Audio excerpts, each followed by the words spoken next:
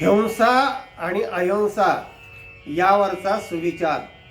मनुष्य हा शाकाहारी प्राणी आहे. मनुष्य हा स्वाभाविक अभिचारी आणि मांसाहारी नाही. तर साम, दाम, दंड आणि भेद हे सगळे मार्ग संपल्यावर हिंसेचा मार्ग सुरू होतो. हा इतिहास रामायण आणि महाभारत याच्यामध्ये घडलेला आहे. रामायणामध्ये रावणाकडे अंगद वगैरे जाऊन खूप शिष्टाई केले, तरी पण त्यांनी ऐकलं नाही, युद्ध झालं. महाभारतात भगवान गोपाल कृष्णाने दुर्योधनाबरोबर अनेक वेळा शिष्टाई केली, त्याने ऐकलं नाही. आणि नंतर मग हिंसेचा मार्ग म्हणजे महाभारत झालं. आणि कोणतंही युद्ध चांगलं नसतं, तेव्हा कोणीही कोणत्याही प्रकारची हिंसा असेल तर टाळली पाहिजे. कारण असं म्हटलंय, हिंसा म्हणजे नेमकं काय आहे?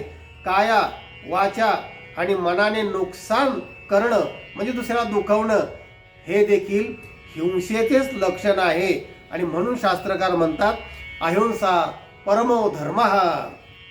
रामकृष्ण हरी.